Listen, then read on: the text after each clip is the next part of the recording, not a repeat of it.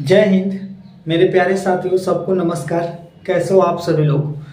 आज हम लोग संविधान का पार्ट 2 बहुत जरूरी था आप लोगों के लिए। बहुत लोगों का कहना था कि सर जल्दी से पार्ट 2 लाइए। लो भाई, पार्ट 2 ला दिया। हम लोग पार्ट 1 में संसद की शक्ति के बारे में पढ़े थे, संघ और संघीय के बारे में पढ़े थे, भारत का संविधान और अमेरिका के संविधान में क्या अंतर है उसको समझा दिए थे। साथियों, आज हम संविधान का पार्ट 2 स्टार्ट करने जा रहे हैं। जो सब कुछ बोर्ड पे लिखा हुआ है केवल हमको समझाना है। इसके बाद भी अगर इसका किसी को नोट्स चाहिए तो आपको हमारे पर्सनल व्हाट्सएप नंबर पे आपको हम अपना हाथ से लिखा हुआ हस्तलिखित नोट्स आपको दे सकते हैं। देखिए, जब देश का बंटवारा हुआ 1947 में, जब देश आज़ाद हुआ, जब देश हमारा आज़ाद हुआ तो उस समय जो भीमराव अंबेडकर थे साहब, उन्होंने कैसे देश को वर्गीकृत किया। वर्गीकृत का मतलब क्या होता है तो याद रखिएगा, वर्गीकृत का मतलब होता है बंटवारा।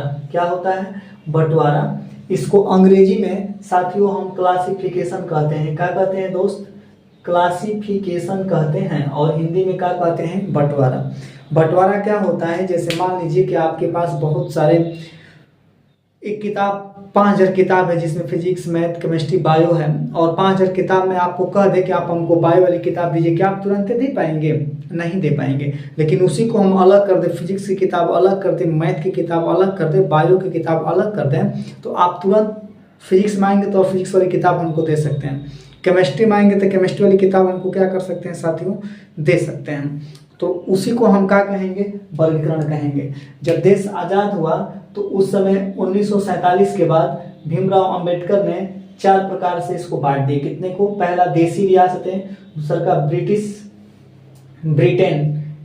ब्रिटेन, तीसरा का फ्रांस, चौथा का पुर्तगाल। इन्हें पूछा जाएगा कि 1947 के बाद कैसे बांटा गया, तो बताएंगे देसी रियासतें, ब्रिटिश ब्रिटेन, फ्रांस और पुर्तगाल। समझ में आ गई बात है? देसी रियासतें कितना थी? 552। देसी रियासतें का मतलब वो रियासतें जो किसी से गुलाम नहीं थी, एकदम स्वतंत्र थी। समझ में आ गई बात है?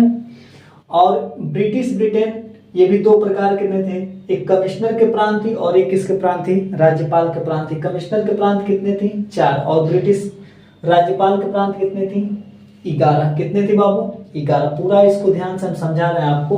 फ्रांस में कितने थे? 1 2 3 4 5 थे, और पुर्तगाल में 4। अब आइए आपको पुर्तगाल से हम समझाते हैं। इसमें सबसे पहले जो मेरे प्यारे साथियों क्या लिखा है? पुर्तगाल। पुर्तगाल में कितने थे? गोवा, दमन, दादर नागर हवेली और दीव। ये सब पुर्तगालियों में थे। ठीक है, गोवा, दमन, दादर नागर हवेली और क्या है? दीव। हमारे साथ बोलिए, गोवा, दमन, दादर नागर हवेली और दीव। ये किस में थे? पुर्तगालियों में थे। फ्रांस में कौन थे? पुडुचेरी, कराईकल, यनम, माहे, चंद्रनगर। कौन कौन थी बाबू? मेरे प्यारे साथी बताएंगे, पुडुचेरी, कराईकल, यनम, माहे और चंद्रनगर। थोड़ा सा जो पहली बार पढ़ रहे हैं उनको अजीबो गरीब लगेगा, नाम पहली बार सुन रहे हैं ना, लेकिन सब कुछ सही हो जाएगा। थोड़ा सा आपको प्रैक्टिस करना है। ठीक है, कौन थे? पुडुचेरी, कराईकल, यनम, माहे और चंद्रनगर। कोई दिक्कत? अब ब्रिटिश ब्रिटेन में 2 प्रकार, एक राज्यपाल के प्रांत है और एक कौन थे? कमिश्नर के प्रांत है ना, जिसको हम लोग केंद्र शासित प्रदेश कहते हैं। इसकी टोटल संख्या कितना है? 4। पहला दिल्ली है, कुर्क है, अजमेर, मेरवाड़ा और ब्रिटिश बलूचिस्तान। दिल्ली, कुर्क, अजमेर, मेरवाड़ा, ब्रिटिश बलूचिस्तान। ठीक है, और राज्यपाल के प्रांत कितने थे? 11, जिसमें Bengal, Assam, Orissa, Madras, Bihar, Bombay, UP, CP, Punjab, Sindh, NWFP north west frontier provincial. ठीक है, नॉर्थ वेस्ट फ्रंटियर प्रोविंशियल। तेरे राज्यपाल के कितने प्रांत थे? तो आप बताएंगे 11। पहला कौन था बाबू? Bengal, Assam, Orissa, Madras, Bihar, Bombay, UP, CP. ठीक है, फिर Punjab, Sindh, north west frontier provincial. ठीक है, इसकी टोटल संख्या कितना थी? 11 थी। कमिश्नर के प्रांत यानी केंद्र शासित प्रदेश उस समय कितना थे? 4। दिल्ली, कुर्क, अजमेर, मेरवाड़ा, ब्रिटिश बलूचिस्तान। हाँ, एक बात याद रखिएगा, अंग्रेजों से पूरा भारत गुलाम नहीं था, या पूरा भारत गुलाम हो नहीं पाया। वो लोग पूरा कोशिश करेंगे, केवल इतना ही थे। कितना थे? इतना ही थे। सॉरी, इतना ही थे, अंग्रेजों से क्या थे, गुलाम थे। जब अंग्रेजों से आजाद हुए तो यहाँ पे बंटवारा हुआ किसका बाबू, भारत और पाकिस्तान का। ठीक है, तो 1947 में जब स्वतंत्र देशों का बंटवारा हुआ तो कौन बंटवारा हुआ, भारत और पाकिस्तान के। ये सब अंग्रेजों के गुलाम नहीं थे। ठीक है, किसका किसका बंटवारा हुआ, भारत और पाकिस्तान का। जब भारत और पाकिस्तान का बंटवारा हुआ तो कुछ इसमें आती है बाबू, क्या, ध्यान से देखिएगा।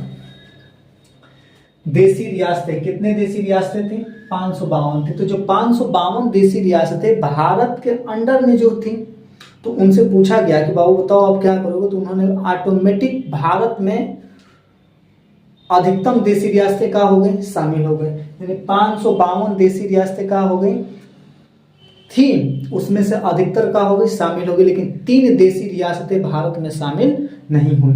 यानी 552 में से बाबू, इसको हम थोड़ा सा बड़ा कर लेते हैं, 552 में से 3 घटा दीजिए, पढ़े लिखे हैं, 12 में से 3 गया 9, यहाँ पे 4, यानी 449 देसी रियासतें क्या थी, भारत में शामिल हो गई, लेकिन 3 देसी रियासतें शामिल नहीं हुई। और वो भी 3 देसी रियासतें धीरे धीरे समय के साथ क्या हो गई, शामिल हो गई।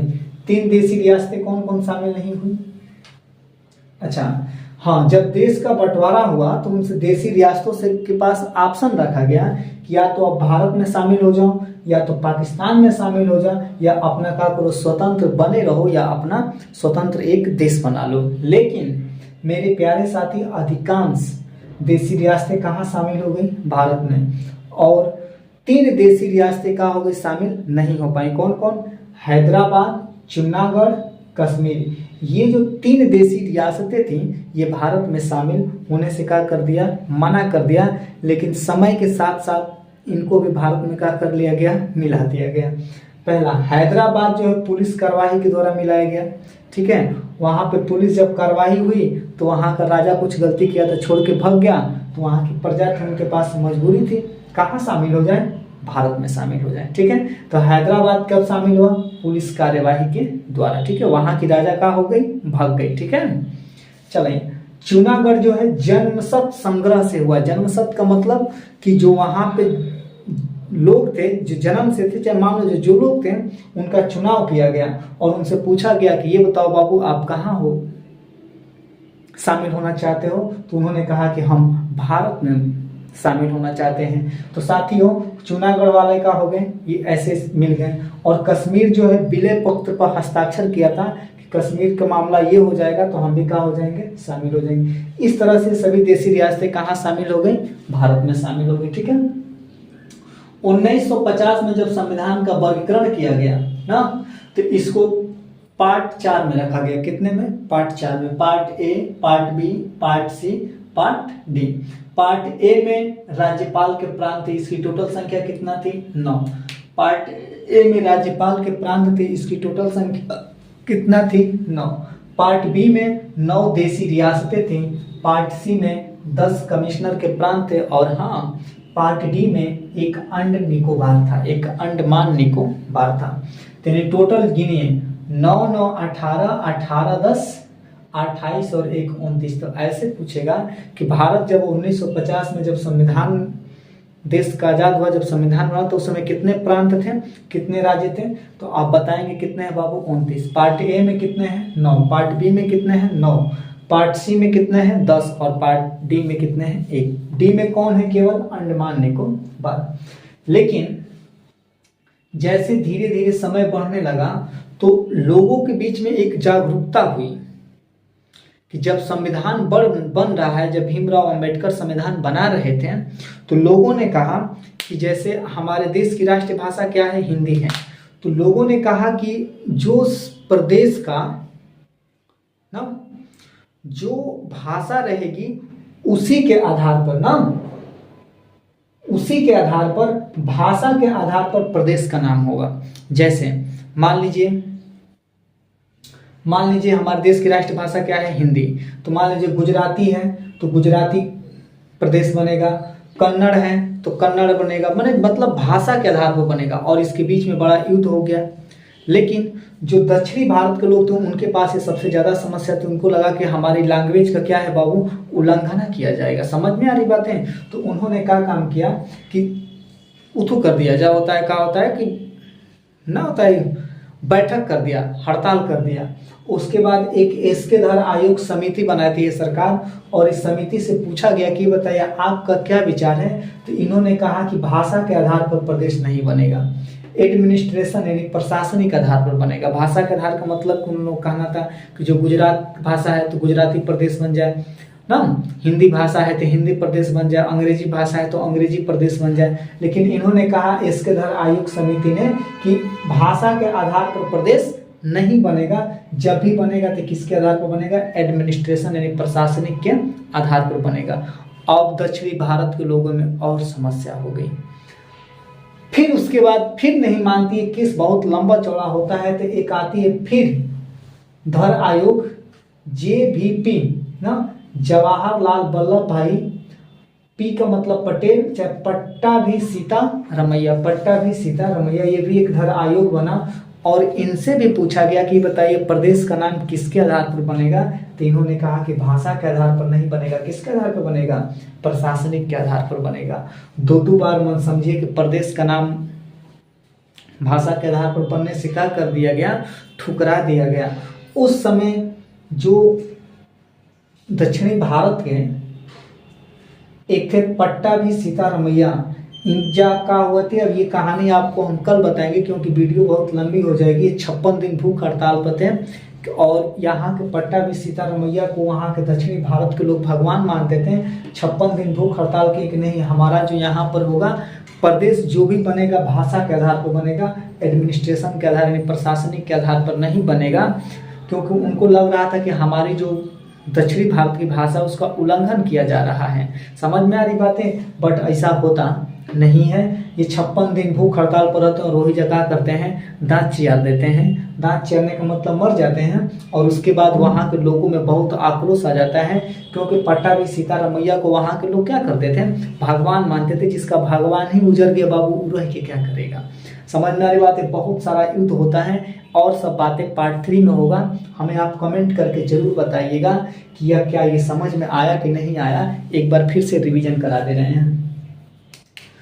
जब देसी रियासतों का बंटवारा हुआ तो उस समय 4 देसी रियासतें थी। देसी रियासतें ब्रिटिश ब्रिटेन, फ्रांस और पुर्तगाल। देसी रियासतें कुल कितना है, 552। देसी रियासतें का मतलब किसी की गुलाम नहीं थी। ब्रिटिश ब्रिटेन 2 भाग में बट गया, एक राज्यपाल के प्रांत और एक कमिश्नर के प्रांत। राज्यपाल के प्रांत पूछता है कितना है, 11। पहला बंगाल, आसाम, उड़ीसा, मद्रास, बिहार, बम्बे, ठीक है। फिर Punjab, UP, CP, north, east, west, frontier और सिंध। इतना 11 है। आप इसको कई बार पढ़ेंगे तो आपको भी हमारी तरह याद हो जाएगा। समझ में आ रही बात है? कमिश्नर के प्रांत कितने थे, 4। दिल्ली, कुर्ग, अजमेर मेरवाड़ा और ब्रिटिश बलूचिस्तान। इसी को हम केंद्र शासित प्रदेश कहते हैं। और जब इतना केवल अंग्रेजों से गुलाम इतना ही था, ठीक है। और ये क्या था, अंग्रेज पूरा भारत अंग्रेजों का गुलाम नहीं था या गुलाम हो नहीं पाया, अलग की बात है। बस इतना ही अंग्रेजों का गुलाम था। और यहाँ से आज़ाद होते हैं 2 देश, एक भारत और एक पाकिस्तान। 1947 में स्वतंत्रता इनको मिलती है। भारत और किसको बाबू, पाकिस्तान को। जब भारत और पाकिस्तान को मिलती है तो वहाँ पर देसी रियासतों को कहा जाता है कि या तो आप बाबू भारत में शामिल हो जाओ, या आप पाकिस्तान में चले जाओ, या अपना एक नया देश बना लो, चाहे अपना स्वतंत्र बने रहो। लेकिन अधिकांश देसी रियासतें भारत की बाउंड्री में थी। तो लमसम 552 में से 3 देसी रियासतें माना कर दी कि हम भारत में शामिल नहीं होंगे, और बाकी सब अभी आपको घटाए हैं कि 552 में से चिला 3 घटा दो, 12 में से 9, यानी 549 देसी रियासतें का थी, शामिल हो गई, 3 नहीं हुई। ये भी समय के साथ साथ इनको अपने कब्जा में ले लिया गया। हैदराबाद जो पुलिस कार्रवाई के दौरान वहाँ का रजे छोड़ के भाग गया। जूनागढ़ जनसब वोट कराया गया तो भारत में शामिल हो गया। और कश्मीर विलय पत्र पर हस्ताक्षर था, इसे शामिल हो गए। उसके बाद संविधान का वर्गीकरण में 4 part, A part, B part, C part, D.